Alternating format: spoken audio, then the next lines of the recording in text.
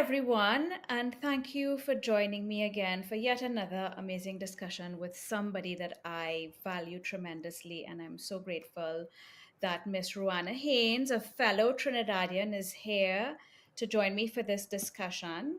And in a minute, I'll let her introduce herself. But before we get into that, the reason we're here and the topic we're discussing today is the fact that on the 23rd of July this year, the world's highest court, the International Court of Justice, or ICJ, delivered a landmark opinion on the obligation of states regarding the climate crisis.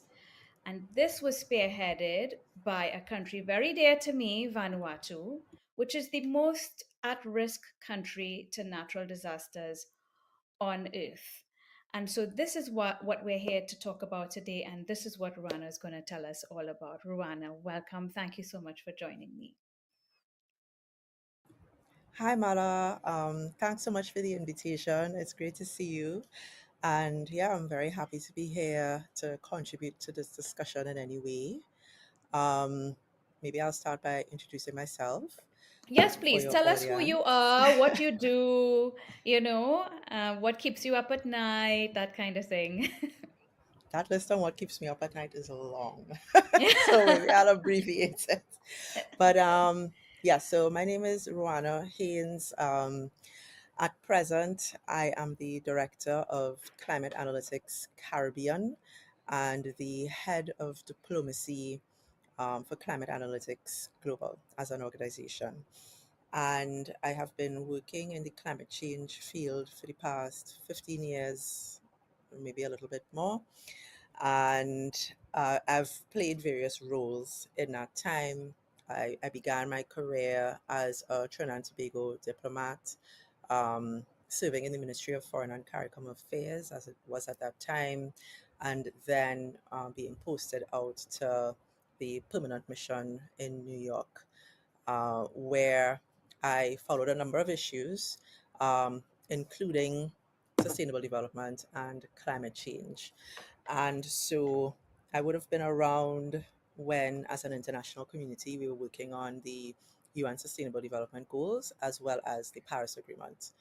Mm-hmm. And these days, primarily, I'm involved in, I guess, shaping the direction of my organization as it relates to our engagement in the diplomatic process, as well as working with the Caribbean office or Caribbean team, trying to really connect the dots between the international discussion and what we see happening and what we understand about this issue on the ground in the region. So, Climate Analytics is a climate policy institute, at least that's how it started, working in a number of different areas, really focused on, um, I guess, bringing a better understanding of climate science Mm-hmm. into the global policy discussion and using science increasingly in the service of climate justice and in the service of those who are most vulnerable. Nice. Thank you for that. And I first met you some years ago. It was before COVID. Just Um, before. yes, it was at a conference in Bahamas and Cayman for RF Bank and Trust, and I'm on their board. And I was so pleased to see a fellow Trinidadian on stage. And what struck me about the presentation that you delivered was how Mhm. real this issue was. And I Yeah, think a lot of people, we get on our daily lives and not really pay attention to the fact that the planet is in a crisis. Um, exactly. and so your presentation really drove that point home to me, and it has stuck with me. What, maybe 6 years ago, since that presentation. And so I'm very honored and pleased that you're here with me now having this discussion. Tell us about this landmark opinion delivered by the ICJ in July, how it came about, um, and what does it mean? What was your role in it as well? Mhm. Well, maybe I'll start with a disclaimer first. I would say my Yes. role in it was very tangential, especially in terms of um, in the early stages of where it began. I came in more into the process when the question was already before the court and the states were making submissions. I supported um, some brilliant regional lawyers in their work putting together some of those submissions and then in responding to questions that were posed by the court. But that's sort of very much towards the end of the process in 2024. There was a very long road before that. Hmm. And, I feel as though it's not my story to tell, but I do know the story. So I will share what I know of it with you. Okay, great. So this Thank you. started with students in Vanuatu. Hmm. So students involved in climate activism and climate justice issues. Based in Vanuatu, but also I understand including students from around the Pacific Small Island Yes. Developing State region. So it's a group of Yes. students that had this idea um, that they could possibly help to strengthen the legal basis for climate action by posing a question to the International Court of Justice that would encourage them to clarify the rights and duties and obligations around climate change, the rights, duties, and obligations of states as it pertains to climate action. And this Could I just effort, interrupt you there? I yeah, just want to interrupt you there to emphasize the point to our listeners that it was a bunch of students that did hmm this. And so I want to make sure it is clear that none of us should ever feel that we are too small, we are too young, we are too insignificant to make a difference. These very young people in a very remote part of the world, in very vulnerable societies, came together and did this, and it's a historic occasion. And I just want to say that and emphasize that so nobody could ever feel that they can't do big things. exactly. And I'm glad you Mhm. say that because that's a question that I get a lot. What do you feel that as a young person I can do? Um, and it's very clear the sky is the limit, Mhm. as we have seen now. And so i- this initiative was then taken forward, taken up by the government of Vanuatu that agreed to bring the issue to the UN General Assembly. So it's important to say that there's a lot of formality around the procedures and the operation of the International Court of Justice, right? It Mhm. is, yes, the world's highest court established under the Charter of the United Nations. And Mhm. based on the rules of procedure for how the court will operate, it is possible to pose a question to the court requesting an advisory opinion, but only certain entities are allowed to do so, and individual states are not allowed to do so necessarily. And Okay. so, in order to have these questions posed to the ICJ, Vanuatu had to go through the UN General Assembly, which is one of a few organs that is allowed to pose a question to the ICJ for an advisory Mm. opinion. And Okay. so, it's important to say that this was always going to be an uphill battle. It is not Mhm. the first time that a small island developing state tried to get support for a question to be posed to the International Court of Justice, right? Mm. Requested an advisory opinion. It was tried before in the past, I believe, by Tuvalu, and that effort was defeated. Now, Hmm. there are 193, 94 odd members, states of the UN General Assembly. Mhm. And in order for a question to go to the ICJ, unanimity is not required, but you do need, I believe, a two-thirds majority. Right. And for many states in the consultations leading up to the submission of the question, if they get the impression that they will not have a critical majority, or that some states would vote against it, vote it down. They will choose to voluntarily drop the Withdraw matter, it. Hmm. Okay. withdraw it. Okay. So it's worth noting in this context that Vanuatu was able to lead um, the consultation process to further refine and develop the questions and get to a point where the questions were posed to the ICJ by consensus. So there was no state that objected to these questions being posed. And that in itself was a diplomatic feat to get to It's an that point. accomplishment for sure. Yes, Yes. yes. Thank you for Um, that context. to get the question into the court. And so that was only the first hurdle in the process. So Mhm. the questions go to the court. The court has to agree that they have jurisdiction to respond to the questions that are posed. Mhm. That hurdle was crossed. And then comes the invitation for states to make written submissions. This was followed up by an invitation for states to make oral presentations to the court, um, which happened in December last year. There was an open hearing for oral submissions to be made to the court, and this was then followed up by the court posing some follow up questions for responses from parties early this year. So, this is a multi year process that began, as you said, in a very small, very vulnerable place with young Mhm. people, but which was able to gain traction and the support of all countries everywhere.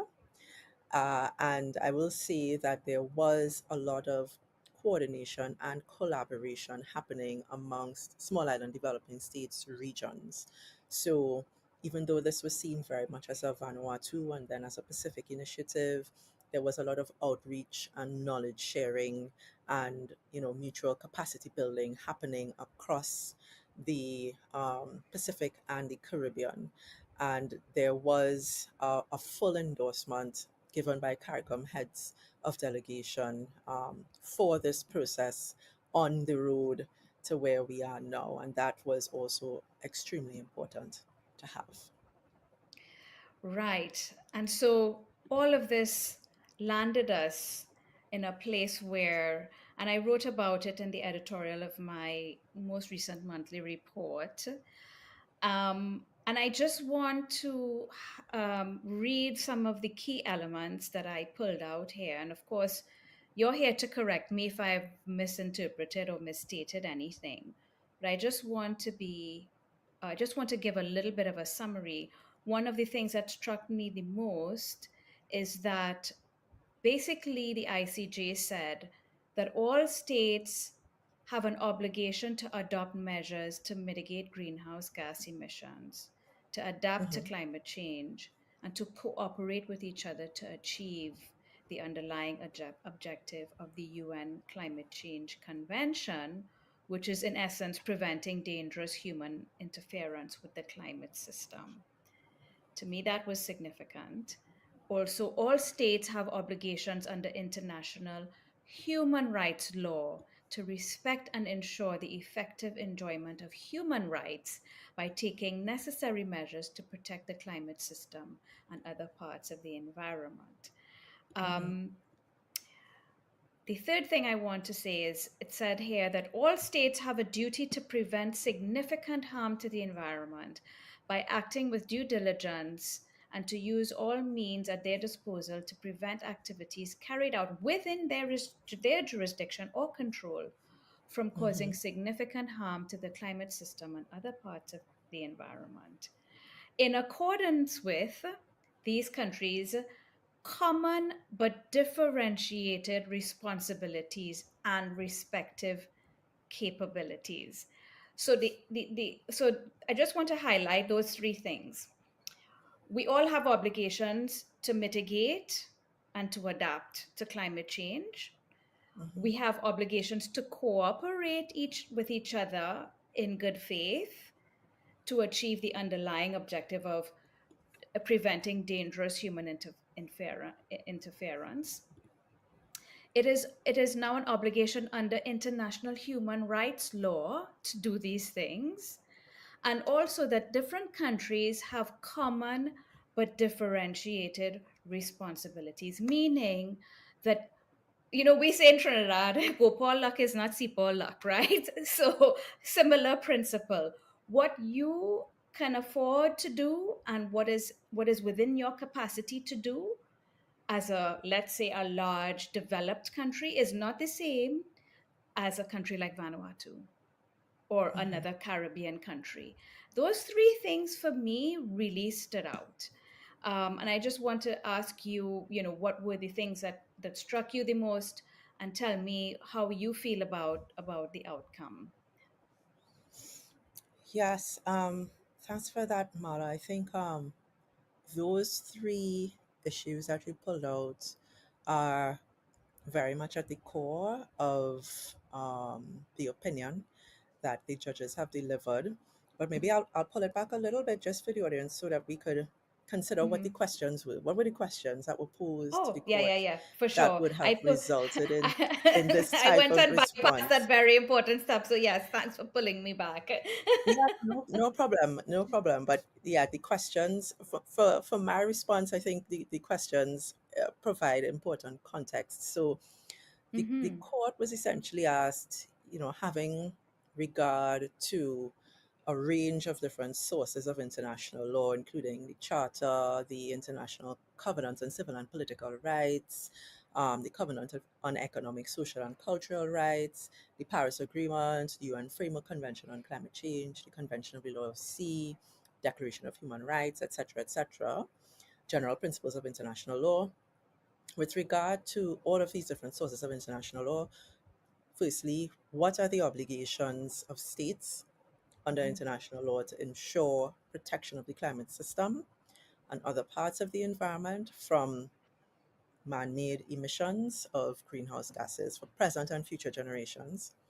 Secondly, what are the legal consequences under these obligations for states where, by their acts and omissions, have caused significant harm to the climate system and other parts of the environment? And the court was asked the second question around consequences, particularly with respect to um, other states, including in particular small island developing states, as well as people and individuals of present and future generations that are adversely affected by the impacts of climate change. So Hmm. it's a multifaceted Yeah, question, it's but big. Yeah. yeah, but it Hmm. boils down essentially to what are these obligations? What are the sources of law? Where can they be found? And how do we understand these obligations with regard to special groups such as small island developing states, present and future generations that may be adversely affected? And I think the court's opinion, at least what was important for me, is the extent to which they delved deeply into the current status um, of the law on this issue. So, Hmm. in the written and oral arguments before the court, you had a number of developed countries essentially arguing, and others essentially arguing that the Paris Agreement, UN Framework Convention climate regime is a closed system. And so, what that means is that if you are looking to understand what are states' obligations in relation to the duty to take action on climate change, they can be found there and there alone. Hmm. Now, those systems contain, including a lot of the principles that you've outlined, common but differentiated responsibilities in the light of national circumstances. Um, Hmm. they contain very, very key principles that have guided the actions of states in cooperating to address climate change for the last 30 plus years. Wow. But that regime shies away from establishing um, establishing ideas or routes or pathways that support liability and compensation, right? So Mm. those two key concepts have sort of deliberately been left outside the scope of that system. Um, Meaning it's liability also and with compensation has been left liability out. and compensation has been Right. left out. So that's one thing. The second thing is that because even though the UN Framework Convention, the Kyoto Protocol that followed it, and now the Paris Agreement are legally binding instruments, they're treaty texts or conventions.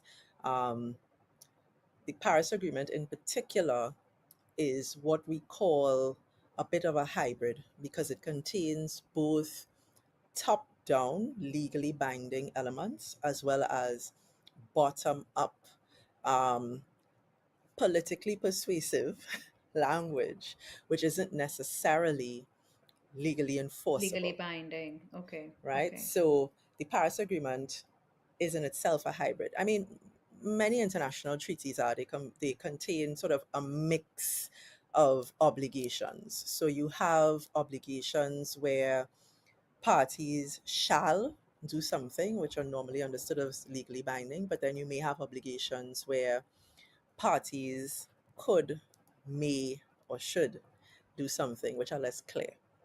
Mm-hmm. And so, in the advisory opinion, what we see is, at least for me, first and foremost, an authoritative statement by the world's highest court clarifying exactly what the obligations of states are as it relates to climate action, drawing heavily on what is already contained in the UN Framework Convention, Kyoto Protocol, and Paris Agreement regime, but also drawing on other relevant treaties, United Nations Convention on the Law of the Sea, for example, human rights obligations, as well as general principles of international law to further clarify the gravity of these obligations, heavily as well relying on the science of climate change and the urgency of addressing the issue. It is an authoritative statement that I think should, we'll see, put to rest many of the arguments that are often led in the political discussion about who should be doing what, whose responsibility is it anyway, and what really is the level of ambition and how much discretion do we have as parties. So that to me that to me is really key, and those are the kind of headline messages that you pulled out, Marla, around the duty to mitigate, the duty to adapt, and the duty to cooperate. States do not just have a duty to mitigate, they have a duty to mitigate to a standard that will allow us to achieve the goals that are set out in the Paris Agreement, including the goal to keep long-term temperature increase within 1.5 degrees Celsius. And Mm-hmm. there's been a lot of back and forth because the Paris Agreement references both 2 degrees and 1.5 degrees. There are some countries who have a political preference for the 2-degree limit because they see that as Mm. inherently more achievable and Mm-hmm. less potentially damaging to their economic interests. Um, the But court has but but also, but it could be indirectly damaging because if we get to 2 degrees, certainly, then yeah. certainly, Mm-hmm. certainly, but Mm-hmm. it becomes a game of short-term gain Yes. over long-term Long-term interests. benefit. Yeah. and interests, and it becomes a game of assessing how much loss can be absorbed as opposed to how much profit does not need to be foregone. Right. So um, the court has now said decisively that the relevant temperature limit in the Paris Agreement is 1.5 degrees Celsius. And we And will stay so, with 1.5. well, that at least as the level of ambition that we should be aiming for Right. globally, it is highly significant because even if eventually we end up in the land of overshoot, the understanding that this is the only acceptable limit should form the basis for um, the imperative to act to bring it down as soon as possible and as quickly as possible if we end up in the land of overshoot. And without that, there's a lot less motivation to act. So, those two things stand out very much for me, the authoritative statement on what the obligations are Mm-hmm. and the statement on what the level of ambition is that we need to be aiming for. Because the court then looks at what is the standard or duty of care that states need to have in carrying out these obligations that exist both within and outside of the climate regime. And they say that that standard or duty of care that needs to be applied is a stringent one. And that is because of the 1.5 degrees Celsius limit, because only a stringent standard will get us there, Mm-hmm. consistently applied. Now, there is some qualification in the context of common but differentiated responsibilities and respective capabilities in the light of national circumstances, which is the full Mm-hmm. principle as elaborated in the Paris Agreement. But even in the application of that principle, the court does not shy away from saying that these obligations are shared by each state individually, especially as it relates to the obligation to take domestic mitigation measures. These are individual obligations as set out in the Paris Agreement. And the application of the duty of care is to be measured taking into account that principle of common but differentiated responsibilities with respect and respective capabilities in the light of national circumstances. So there is to some degree an expectation that in order to see how this operates in practice, it will be on a case by case basis. Mm-hmm. But as it is with all all law, the application of every legal principle, more or less, is usually subject to that type of consideration. So Case maybe I'll by pause case. there. Yeah. Yes. Now, from a practical standpoint, we know we Hmm. have planetary boundaries that we have to respect, and the opinion made reference to planetary boundaries. Um, and we have a situation in the developing world, or the global south, as we're called, which, by the way, the global south is 80 something percent of the of the UN, basically of all states, I right? always We wonder dominate. about that term, south in relation to what exactly? Well, most Where of is us are north? south of the north, but South of the equator?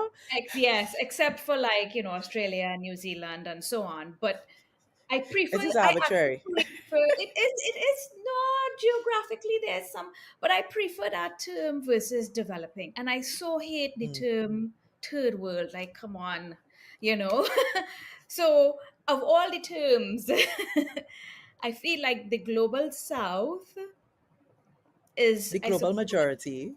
the global majority for sure. Let's call us that, the global majority. Let's go with that one.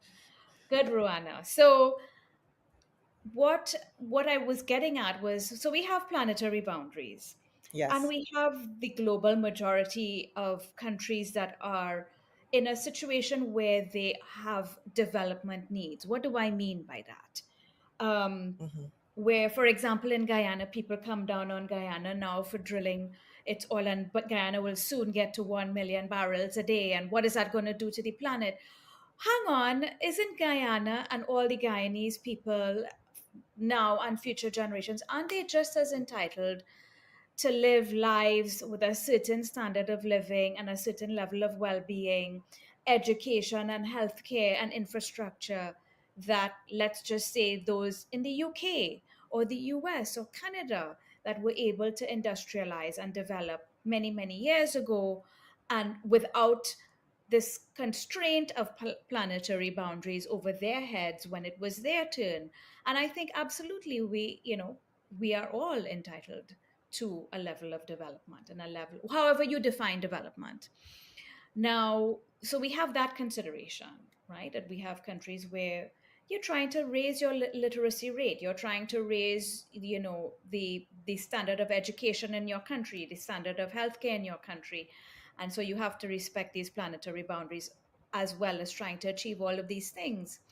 We also have a situation where there is a very close, almost perfect correlation between energy use and GDP, um, or gross world product, GWP.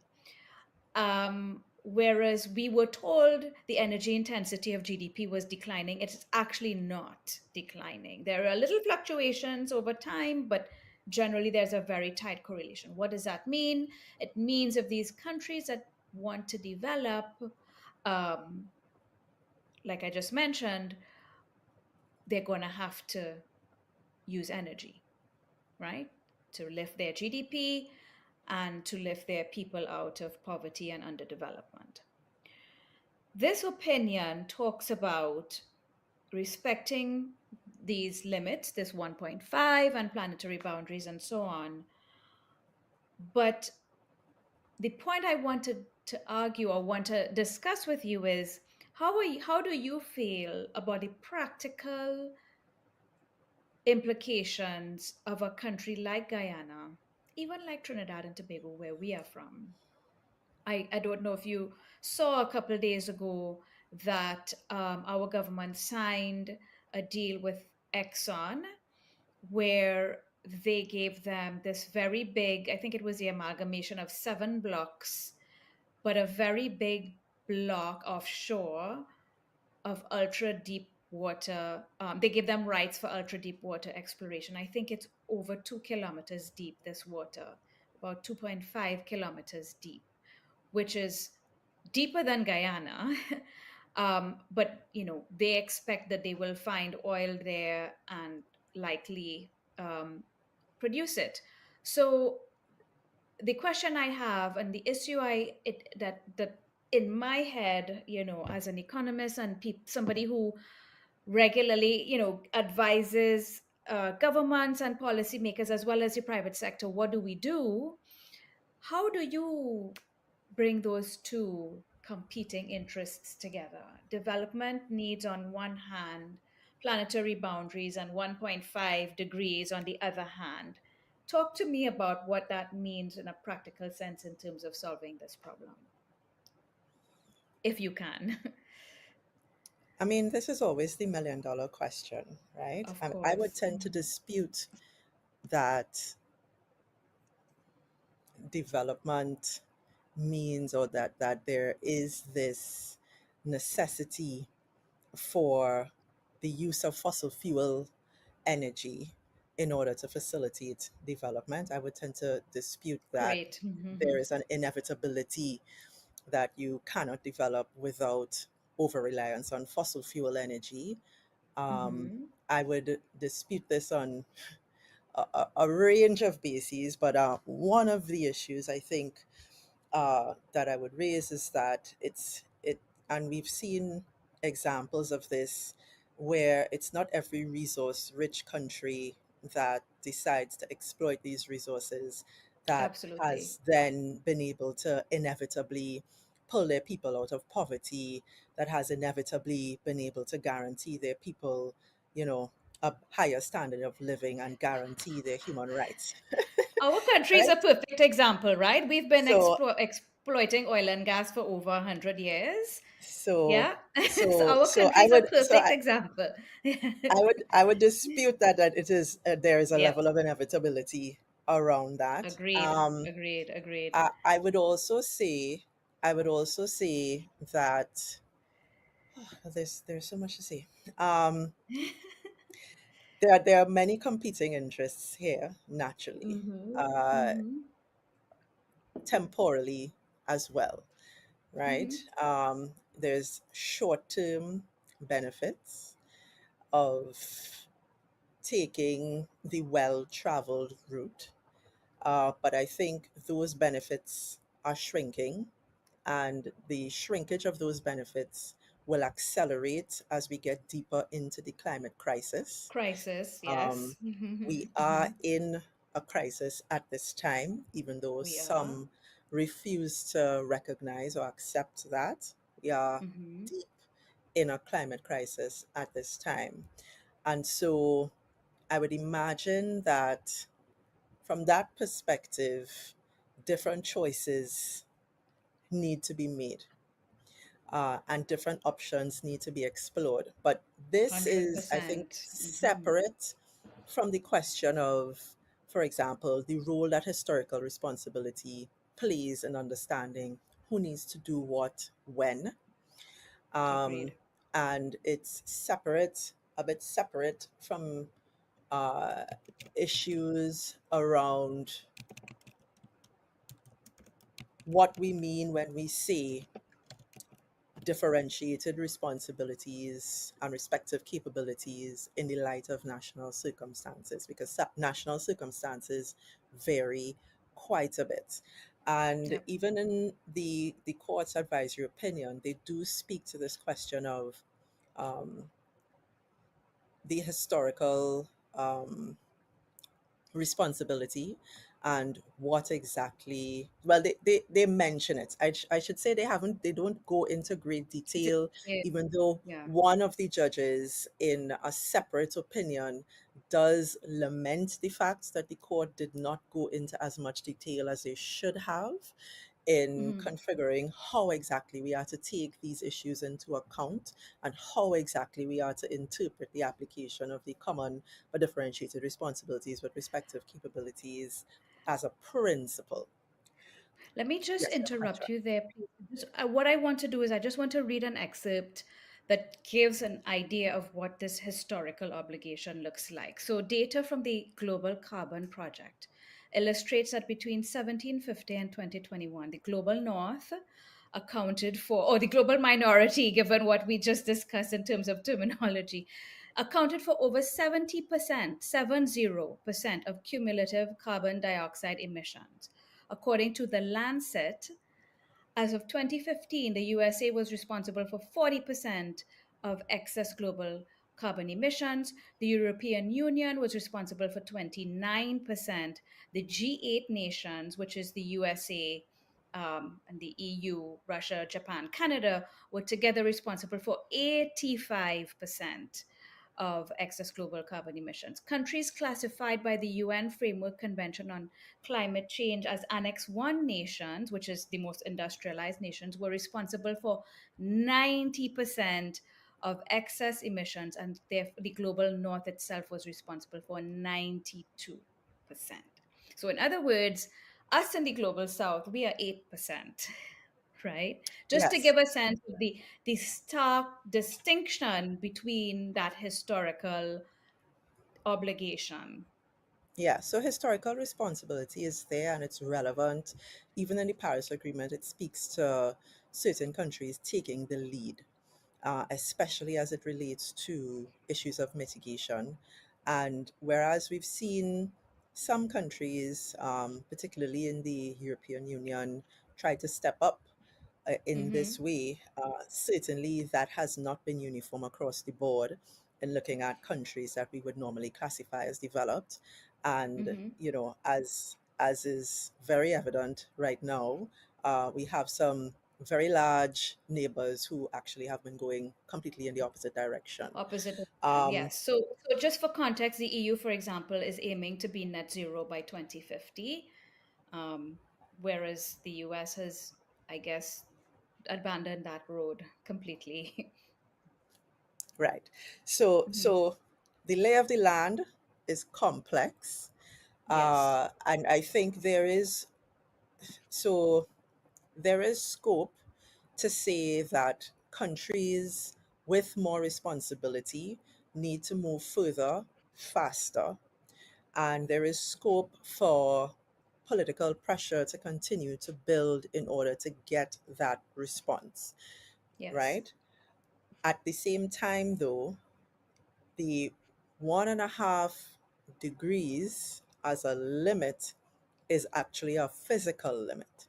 It's a hard limit. It's not mm-hmm. an elastic one, Mm-hmm. right? Mm-hmm. Even in the very high likelihood now of some overshoot, every additional fraction of a degree of warming will unleash more and more serious and deadly impacts.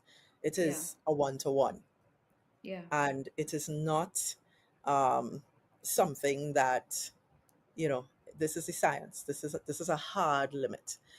yeah. And in addition to that, the longer we live in the land of overshoot, even at 1.5 degrees Celsius, the 1.5 degrees Celsius limit is not a safe one.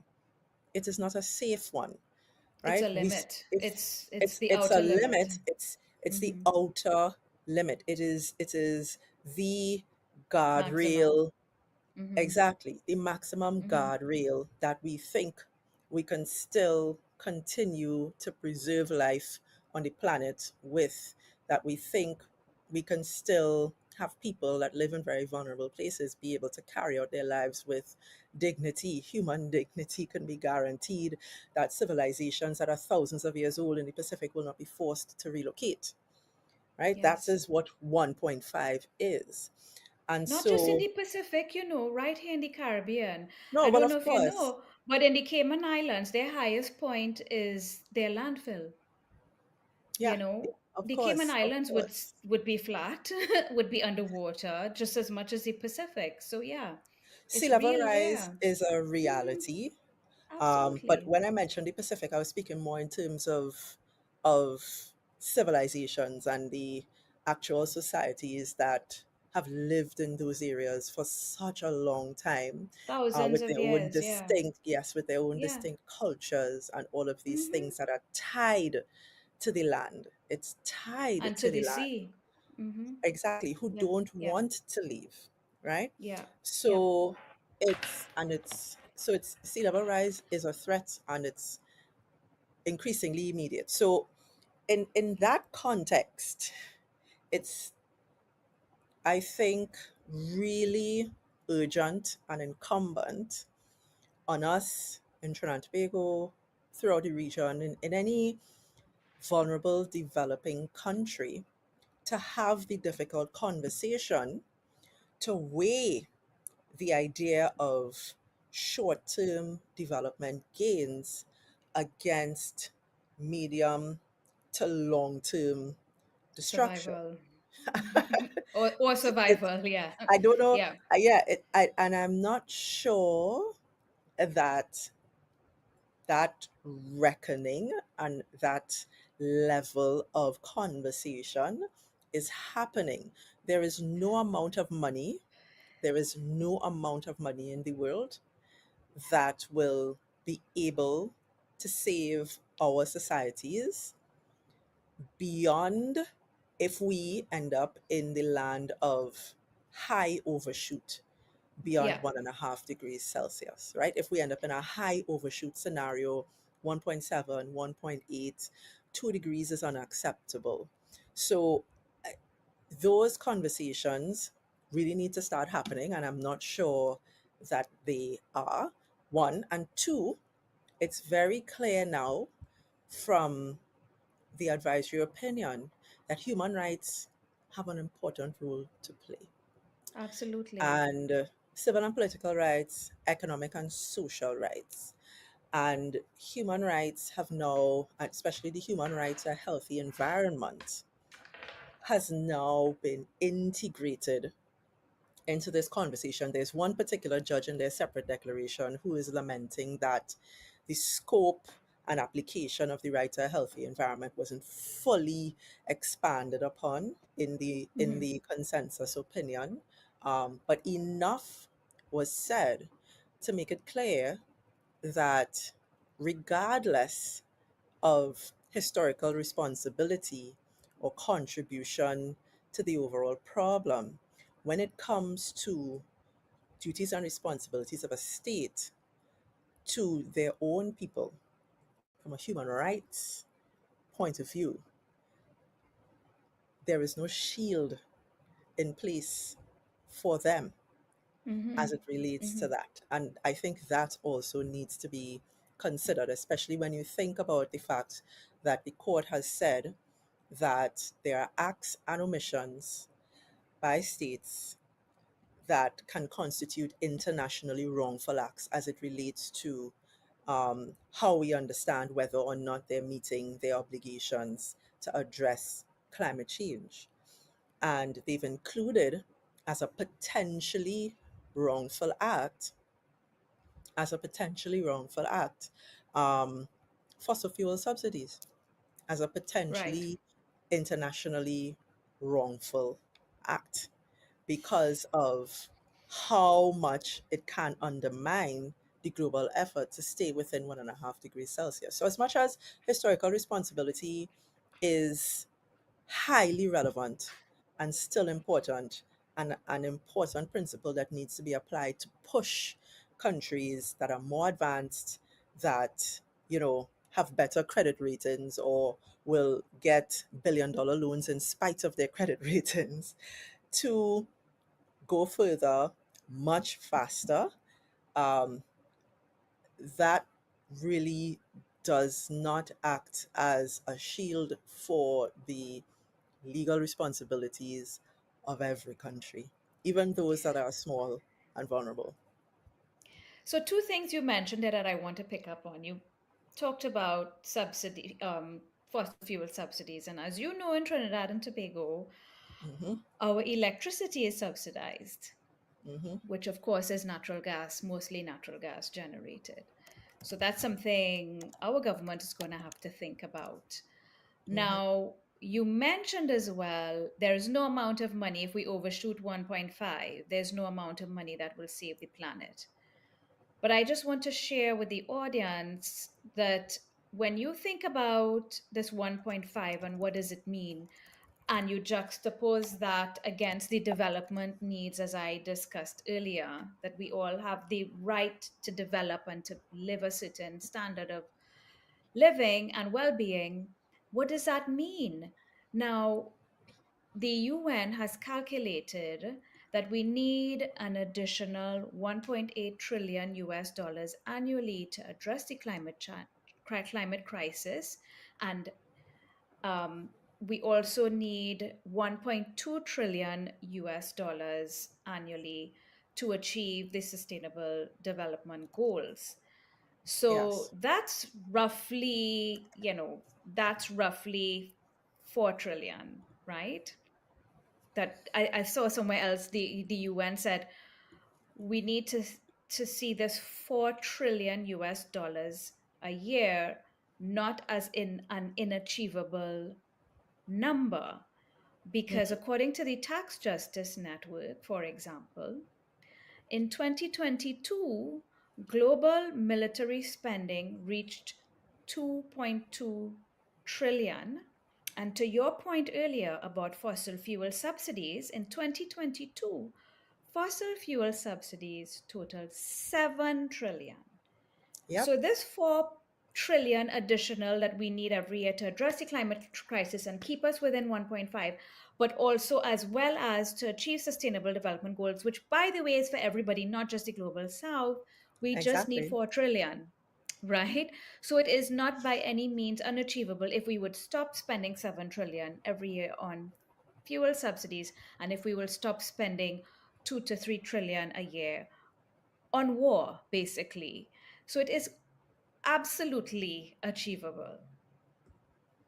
It is, and I'm happy that you provided that additional context, because one of the refrains that I've heard often in this work, is that, especially in the early days, when small island developing states came forward to say that a 2-degree long-term temperature goal was too much, and that in fact the goal should be set at 1.5 degrees Celsius, they were met with disdain, um, laughed out of the room, told that they were being unrealistic, And and that unreasonable.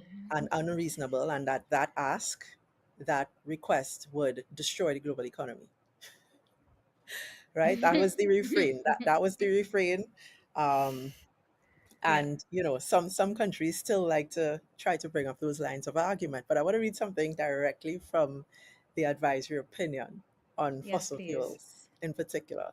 As the court Hmm. says that the failure of a state to take appropriate action to protect the climate system from greenhouse gas emissions, including through fossil fuel production, fossil fuel consumption, the granting of fossil fuel exploration licenses, or the provision of fossil fuel subsidies, may constitute an internationally wrongful act, which is attributable to that state. Now, may constitute. So Me. it means that whether or not that is the case would be something to be decided on the facts of the individual case. So for some countries, um, that do not have other options or do not have the money, especially countries that have to import energy, right? Yeah, Um, and have not been able to attract the level of investment needed to significantly develop renewable sources of energy, so that they could decrease those importation bills. There may be good reasons why there are subsidies in place. There may be good reasons why some countries um, are taking this route, but certainly it would not be applicable to all.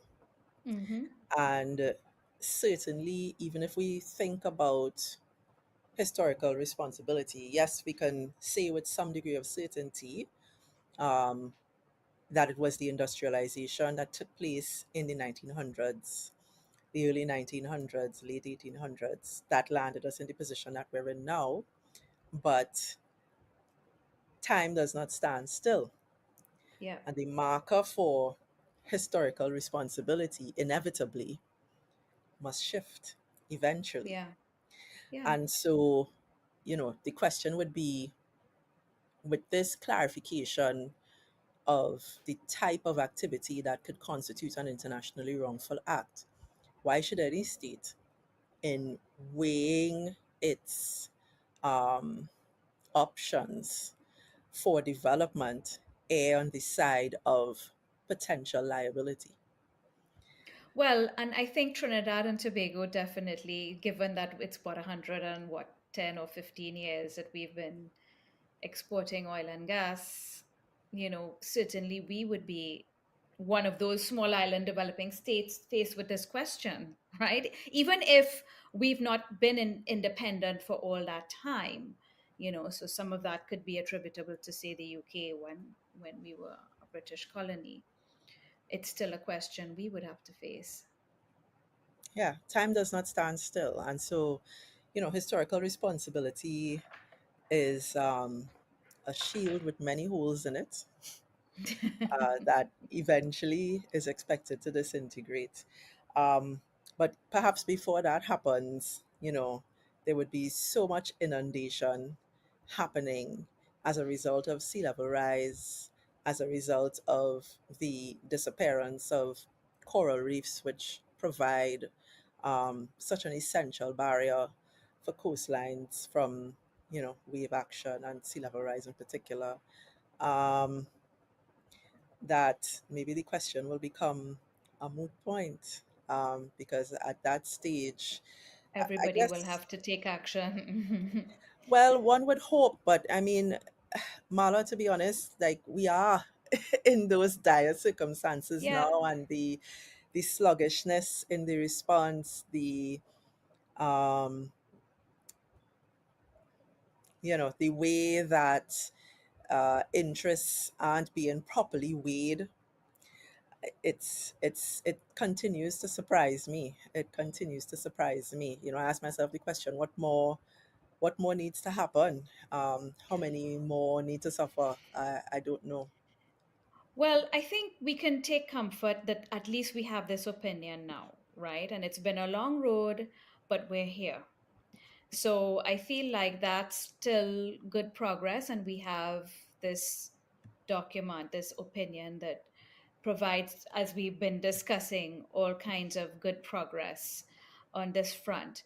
I want to wrap up the conversation. So I would like to ask you to tell us, from your opinion, in your opinion, for countries like ours in Trinidad and Tobago and others in the Caribbean, what next? What do we need to be doing?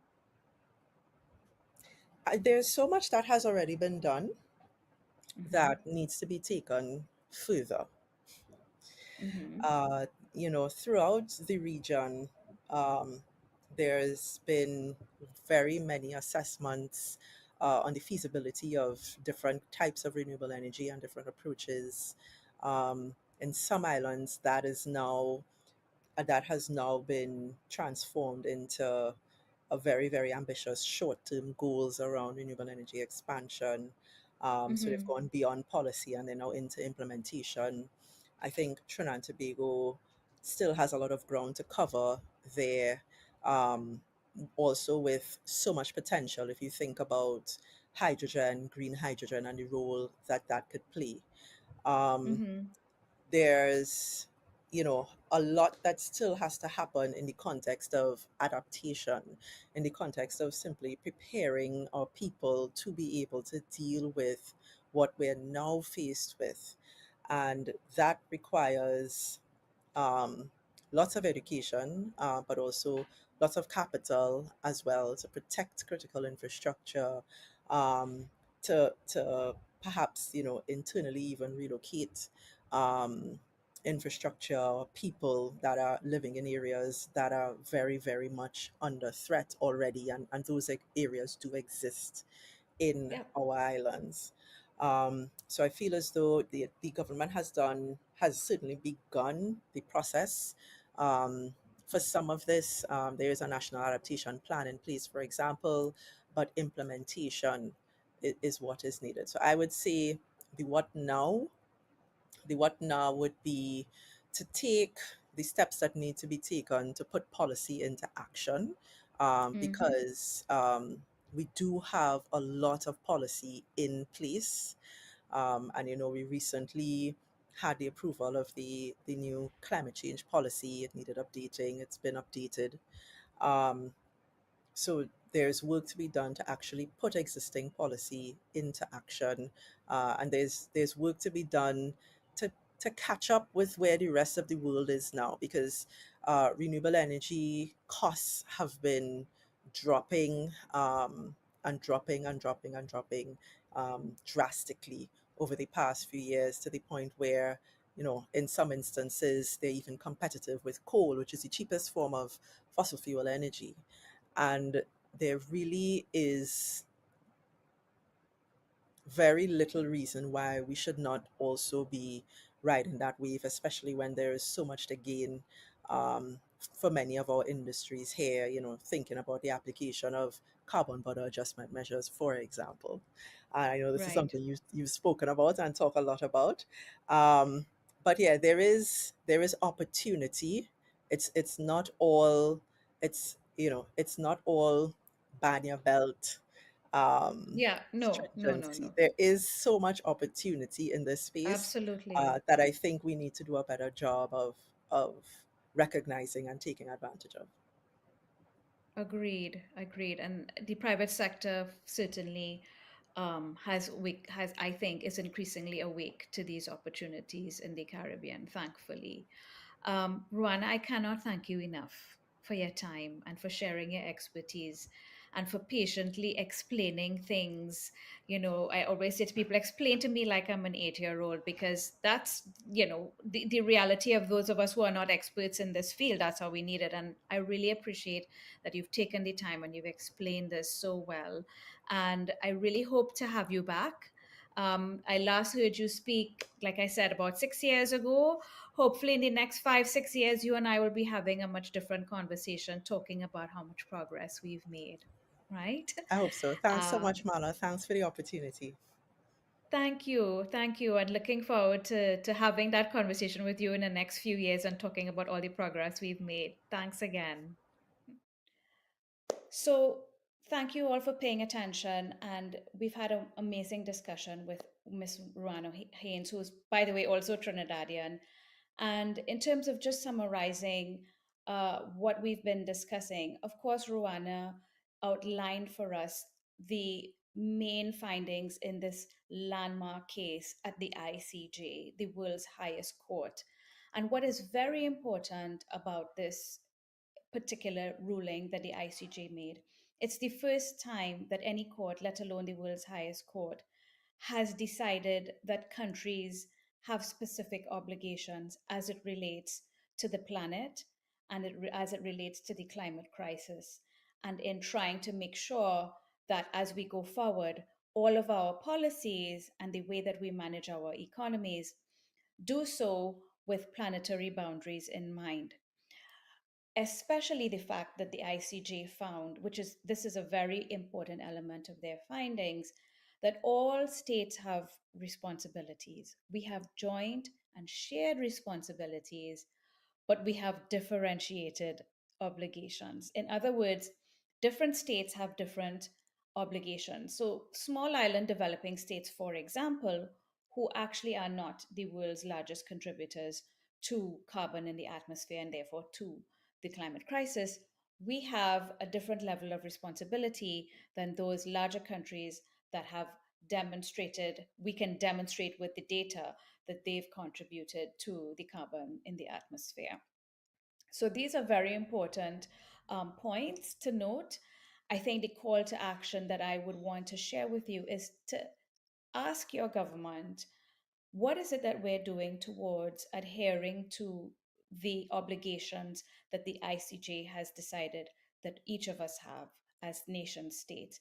What is my country doing towards achieving the kind of development we want, the kind of policy agenda that's in place in your country, but within planetary boundaries and honoring these obligations and responsibilities that we have to the planet?